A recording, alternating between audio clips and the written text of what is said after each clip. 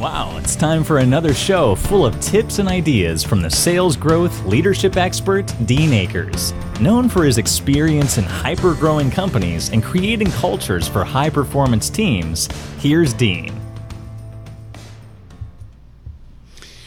Well, thanks for tuning in today. I think we're going to have a fun show today. And those of you out there that have been working with me and the great emails I'm getting and the comments I'm getting. Oh, by the way, last week, for the week, I was number one iTunes US video ranking, which was thanks to all my viewers out there, and I was always in the top 20 on iTunes audio. So thanks again for everybody listening, and I appreciate the downloads you're doing. And I hope, and based on that, I'm confident I'm giving you value each week to help you in your business and in your sales. Today is a fun one based off some stuff that happened this past week, and today's show is going to be about price selling. And so those that know me are going to get a kick out of this because they're going to say, "Oh, your show's on price selling. That makes sense. I want to learn how to sell price." Well, that is not going to happen today. Because of what I know to be true after the 40 years, I'm going to give you some tips today on how to circumvent price selling. Now, is price important? Yeah, it's somewhat of a variable. Obviously, it matters, but does it always matter? Especially when you look on, if you're riding down the highway today and you go, well, if price really matters, why is somebody driving a Lamborghini? Why is somebody driving an Audi? Why is somebody driving a Kia? Because they all take you from A to B, and they generally take you at the same speed limit because that's the speed you can go. So at the end of the day, people make choices for various reasons. But that's not what we're really going to talk about today, because I have a really cool story that happened this week. First off, when you're out calling, especially B2B, and people ask you to send them a quote, I know you're out there listening. I know you've had people say, we want you to quote on the project. We want you to fulfill this RFP. And so you get all deep in the minutia and you build a quote. And then the big deal is that I see every day now is the customer says, just email it to me. So now we email the quote. The customer has the benefit of opening it, looking at it at their own time frame, and making their own judgment. My suggestion is track how many of those email quotes you actually get. Most of the time I find people are not closing those quotes, and they're being told, oh, you were close. You were close. We'd like to do business, but the price is on. What I tell my teams is go ahead and quote them, but know that is doggy fetch a bone. And that's what happens if you've ever had a pup and you throw the bone and the dog runs out, grabs the bone and brings it back. What they're doing to you is they're making you feel like you were on the deal. And then they're letting you down comfortably. They've never met you. You haven't met them. And they're going, man, you were close, but the price just wasn't there. And you go home or you go back to your office going, we've got to become more competitive. And then you angst on it, and then you get another quote, you cut it, you do your deal, you work on price, and all of a sudden they go, you were close. You were really close, but we didn't get the deal. And so now you get disjointed about price, you think you're not competitive, la-da-da-da-da-da-da-da. So here's my suggestion for today, and what we're going to do is don't worry about price. Worry about building the relationships and creating trust and confidence in the customer. Wait a minute. How can that be, Dean? Well, I got a story today. So this past week, I took one of my executives out for one of my companies, and we went actual cold calling. We found some of the coolest stuff about the clients that we had never met, we didn't know, and we saw lots of business opportunity. Now, are we going to get the business tomorrow? Absolutely not. Do we know the business is there? Absolutely. Now we can start working them. Here's where it becomes comical. We had sent one of the customers a quote, and we haven't been able to get any response. It's like, well, y'all are close, but we're going to stay with our current supplier. So now we're just jointed, driving around. And we had an opportunity to go meet with a client that we're quoting again. We had lost a transaction with him previously about 3 or 4 or 5 months ago. So we were meeting with the client. Oh, by the way, this particular client is related to the principal of the business person that owns this business we're out making calls on. So this is an inside track, you would think. So we're meeting with the client. The client then is explaining to us about how important having price is. In fact, to the extent he said, you should create a price sheet and give it to all your customers. And oh, by the way, you should give me a price sheet. Okay. So I asked him the power question, the question I've shared with all of you. And that power question was, hey, if all the prices were identical today, would we have gotten this project that we didn't get? Would we have gotten this project from you related to the owner of our company? And then I shut up. And I shut up, which means shut up, don't make any noise. And there was an eerie silence, and the gentleman said, no. He looked us in the eyes and said, no. And I said, so if all the prices were the same, we would have not gotten the transaction. He goes, no. And I said, why not?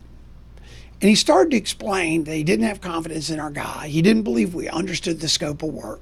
He had all these really valued reasons why he didn't choose us. And then he almost turned pale white, like he'd seen a ghost, because he just finished ranting about price with us. And he said, now I'm embarrassed. And I go, what? He goes, I paid $50,000 more to do business with somebody else. Yep, you heard it right. $50,000 more to do business with somebody else because he didn't have confidence that we could produce and that he could trust us with this component of his project. And this was somebody related to the principal in our company. How powerful a message is this? And how often does this really happen? My bet, when you reflect back to your own buying decisions, you reflect back and look at customers you've lost, you're going to find that this is a precedent. This is a fact. This is something you need as a salesperson to understand when you get wrapped up into price. If all the prices were the same, would you choose us? Now, learn that.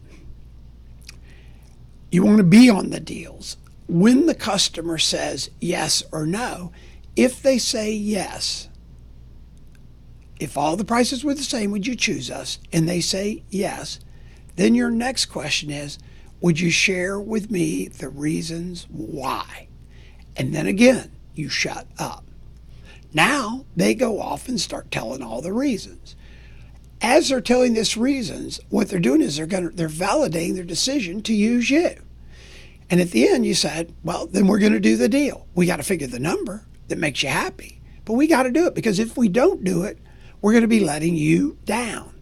We're going to be letting you down for all the reasons you shared. It's a layup shot.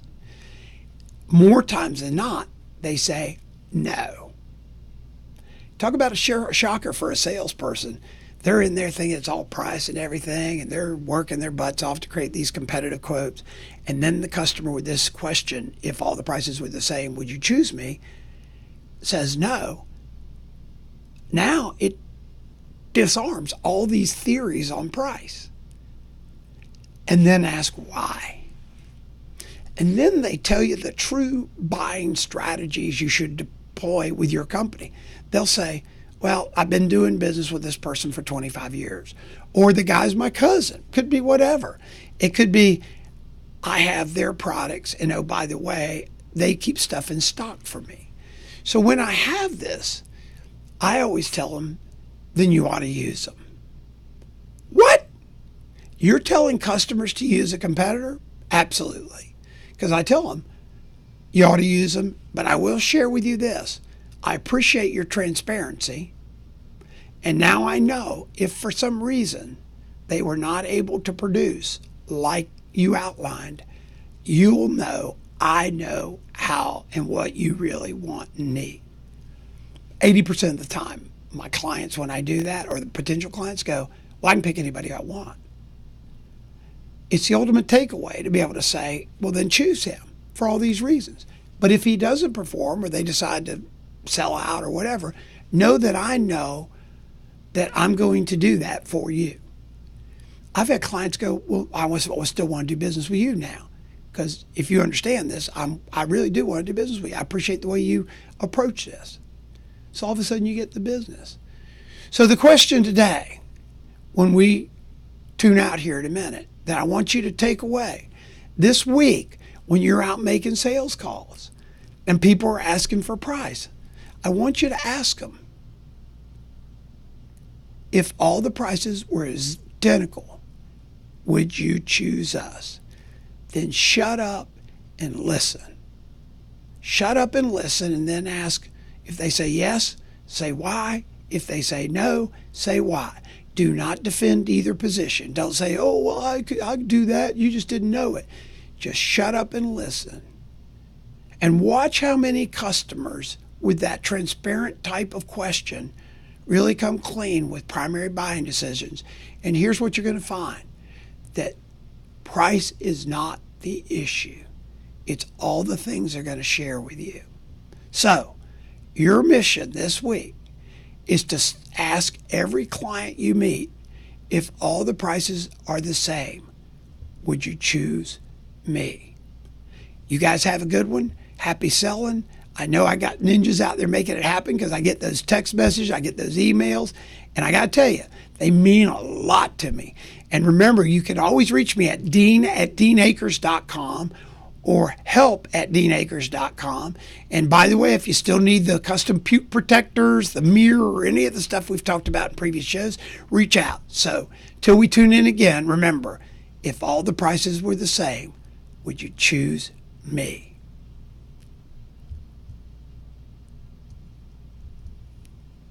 We hope you enjoyed this week's show. Subscribe today to our podcast and send questions or thoughts to help@deanakers.com.